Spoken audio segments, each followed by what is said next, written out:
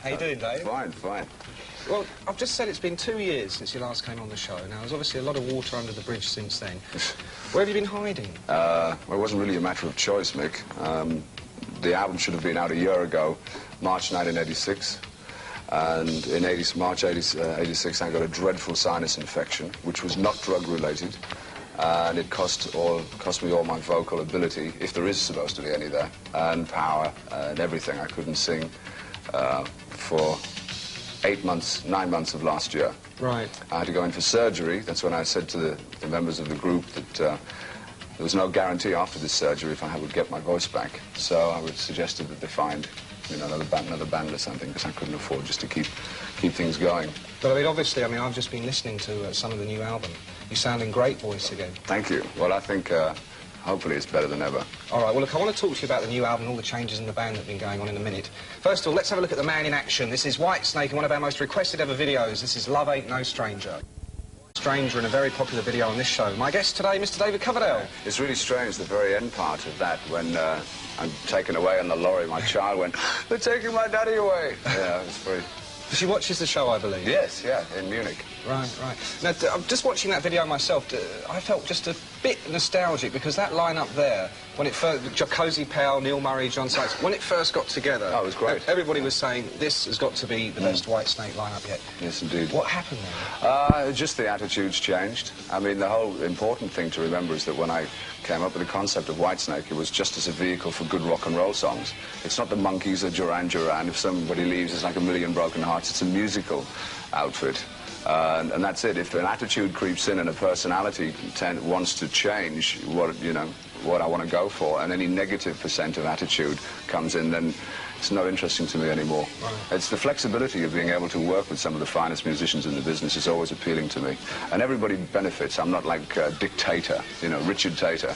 It's, everybody benefits from the success. I think most of the new material on the album, as far as I know, was co-written by yourself and John Sykes. Yeah, when I sat down, John has never been known as a composer, and I encouraged him. That's all I can do, is encourage and inspire people to spread their wings and fly. If they decide to doo-doo in the nest, you know, I'm not prepared to clean it up.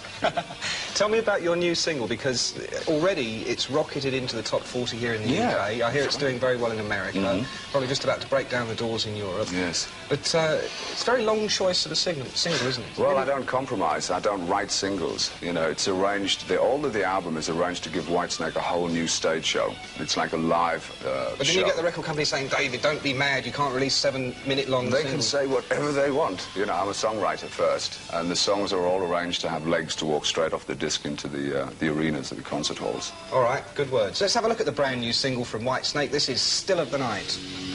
Whitesnake and their brand new single, Still of the Night, and just the odd flick there of David Coverdale getting arrested. By the sex police, why not? Should please a lot of the UK press, I think. Now, a lot of our eagle-eyed viewers, of course, will have spotted in that video Tommy Aldridge on the drums, Rudy Sarzo on bass, Vivian Campbell on guitar, Adrian Vandenberg on guitar. Yeah, I'm going to change the name to the United Nations. There's a Dutchman, an Irishman, a Cuban, a Texan, and me. An serious Englishman. But I think what we've got to do, David, now is clear up this question once and for all. Who is in Whitesnake and who isn't? Well, these gentlemen that you see here already, they're on call to see. You see, it has been a long time since I performed and also had an album out. Slide It In was the most successful album I've ever released. However, I mean, I want to know if people have missed me as much as I've missed them before I commit, you know, to global tours and things like this, because these people that I'm working with are all involved with different projects. Sure. They're prepared to work with me, but I want to be able to guarantee that I can take care of them. So with that, I need some indication whether, you know, people are going to invite me to party with them in their respective countries. But as of right now, it's David Coverdale's show, right? Yes, here I go again, on my own, going down the only road. Tell me, have you ever considered actually dropping the Whitesnake name and just going out as David Coverdale? No, well, I don't know. I get a lot of pressure from the companies because I like to work under the title Whitesnake. You know, the old bluesers you had, Lightning Hopkins, right. Whitesnake, David Coverdale, I don't know. Blind drunk David Coverdale, who knows? Tell me, do you ever, I mean, obviously there have been certain lineups of Whitesnake which have done better than others. Do you have one, or a particular memory that you're particularly fond of? Oh, the best in terms of social was the actual original. I mean, unfortunately, when the fun started to creep in on stage and the attitude became lethargic or lazy in the studio, That's when I had to stop it then.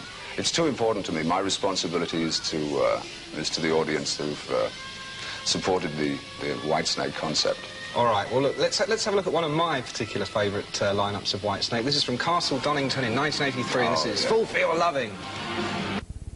To the Monsters of Rock show, and my guest this week, Mr. David Coverdale. Yes.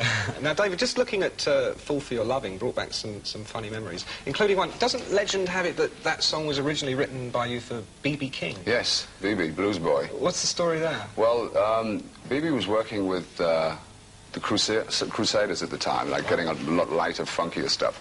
And Bernie Marsden actually did an interview on behalf of Sounds with B.B. because B.B.'s a big influence on him. And he was saying, hey, why don't you guys get a tune together?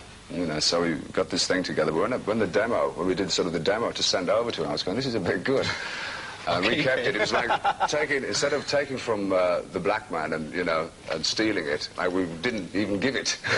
You know, it's like inverted some way. And that was the first worldwide hit Whitesnake had. Right, I know. You know, but it was great because there was no compromise. It's a blues-based. The whole idea of Whitesnake is rock with the blues bass. But there's also a track on the new album, isn't there, called Is This Love, which I understand was written originally for Tina Turner. Yeah, EMI asked me if, when she was preparing material for what is now a current album, because she wanted to get back into a rockier thing, they knew I was going off on a writing spree and said, if you come up with any ideas suitable for Tina, we'll put them forward. And this was one of the ideas I was messing around with, and John came and said, what's that? He started putting some little guitar embellishments in, and we came up with Is This Love? Then Neil came over and said, we ought to keep this. This is the kind of track that people like with Whitesnake, because usually I'll write light and shade songs where I'll make a soft start and then go, how do I bring the band in? You know, which is like on almost every Whitesnake album. And this is the first time since Ain't No Love in the Heart of the City or Help Me Through the Day that there's been just one blues groove going through it. Right, right. Well, I mean, also, well, Slow and Easy, of course, was fairly bluesy, wasn't it? Really? Oh, yeah, well, it's, there's always a blues bass. The situation, blues is just another word for expression. But there's no compromise in terms of artistic integrity. It's still as legitimate as the rock stuff. And do you think if you were starting out now as a singer that you'd bring in like a horn section and girl-backing singers, lots of keyboards? If I felt the track needed it, yeah. Yeah, if I felt that's it, you know, you've got to get the best out of the song. I don't think there's a lot of great songs nowadays. I mean, the 70s, late 60s and up to middle 70s, the songs and albums you could guarantee to get your money's worth. You can't really guarantee that anymore. All right, let's have a look at some sleazy blues now from Whitesnake. And this is Slow and Easy. Back in the studio here with Mr. David Coverdale. Yes, yes, yes. David, I must tell you, a lot of girls tell me when they go to your shows, or particularly see your videos, they say the reason they like it is because you're so sexy. Oh, thank you so much. At my age. Do you feel sexy when you go on stage? No, I just basically respond to the physicality of the music and use the microphone as an extension of it. The music, or whatever. I mean, guitarists or whatever have a great physical instrument to present the music with. I don't like just to stand there and sing. You know, it's not a Cliff Richard situation. Sorry, Cliff.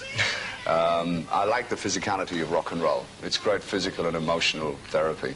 All right, what about, you know, if we're talking about physicality in rock and roll? Sexy. Sexiness in rock and roll. When are we actually going to see you with a new band? Hopefully in the summer, hopefully. What I want to try to do is make some sneak appearances. Yeah, I've really got to test the water. It's been a long time. When you say sneak appearances, I mean, how sneaky are these appearances going to be? Going to do some festivals? If this, yeah, maybe it'll be a kind of special guest situation, which will be worked out now, or may even have already been worked out. As we speak. And just get in and have a go.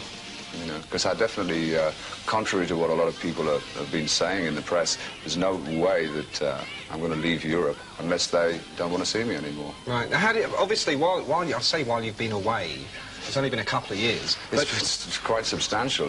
You know. Well, let me put it this way. In the last 6 months, particularly in Britain and Europe, we've seen the advent of people like Bon Jovi and Europe, both of which have been zooming into our top tens. Strangely enough, I must say, Joey Tempest from Europe reminds me a little bit of an earlier version. I've got about of David 15 years on him. Yeah, he's good. I've got a compliment sent from Joey in Stockholm. It was very nice. What did he say? It was just that I'm a big influence on him. It's a compliment, you know. So you're gonna chase these youngsters into the charts? No. I can still bite the odd nether part, you know. I think I can still kick with them and show them a few tricks. All right, I'm sure you can. Let's have some more Whitesnake now, and this is Guilty of Love. Whitesnake there, Guilty of Love. David, thank you very much for coming in to see us today. My pleasure, my pleasure. Good luck with the album. It's a stunner. I'm going to review it on the show next week and tell everybody about it. Good luck with the tour as well. Thank you very much. It's nice to be here. If, by the way, you do want to win one of those deep purple tour jackets we talked about earlier on in the show, the address to write to is Mick Ball on the Monsters of Rock show, 87 St John's Wood Terrace, London, North West 8, 6PY, England. That's the Monsters of Rock show, Skytrax, 87 St John's Wood Terrace, London, North West 8, 6PY, England. You a thrash metal fan, David? A bit. All right, let's have a bit of band.